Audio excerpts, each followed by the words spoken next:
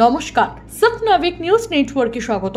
চোর সন্দেহে পুলিশের হেফাজতে থাকা যুবকের জামিনের পর মৃত্যু, প্রশাসনের বেদম প্রহারের জেরে মৃত্যু, এই অভিযোগ তুলে সুন্দরবন পুলিশ জেলার ঢোলাহাট থানা ঘেরাওকে কেন্দ্র করে রণক্ষেত্র চেহারা নিল গোটা এলাকা। প্রতিবাদী মৃতের পরিবার সহ ঘাট বকুলতলা গ্রামের বাসিন্দাদের বাধা দিলে প্রশাসনের সঙ্গে কার্যত ধস্তাধস্তিতে জড়িয়ে পড়েন বিক্ষোভকারীরা। দেখে নেব সেই ছবি।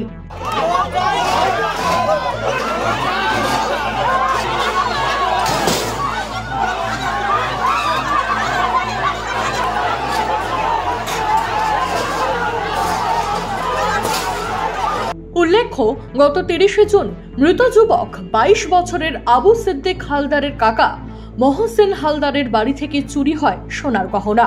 প্রশাসনের দ্বারস্থ হলে 1 জুলাই ঢোলাহাট থানার পুলিশ মহসেন হালদার এবং তার ভাইপোকে থানায় নিয়ে যায়। মৃতের কাকার অভিযোগ, চুরির কথা স্বীকারোক্তিতে এরপরেই শুরু হয় প্রহার। নামেরই ছেলে, তারপরে পুলিশ আসার পরে পুলিশ সেই বাচ্চা দুটোকে তুলে নেয়। সেই বাচ্চা দুটো কি বললো জানি না।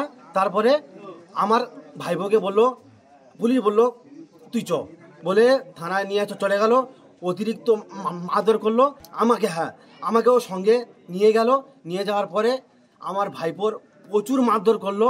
মারধর করার পরে যখন দেখলাম যে আর কিছু হলো না, তারপরে পুলিশের আঘাতে আমার ভাইপো প্রচুর ঘায়েল হয়ে যায়।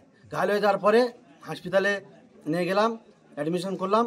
সেইখানে তখন ভাইপো মরে নেই, তার আগে পুলিশ স্টাফ হাসপাতালে গিয়েছে, আমার কাছে গিয়ে বলল যে যা হয়ে গিয়েছে। আমি মানে পুলিশের দুখানা আরও ছেলে ছিল সঙ্গে, তাদেরকে 50,000 টাকা দিয়েছে।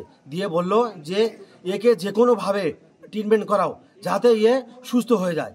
এই বলে আমাকে গিয়ে হাতেও ধরলো যে দাদা ভুল হয়ে গেছে, আপনি এইটা সলভ করে দিন। আমি টাকা নিইনি।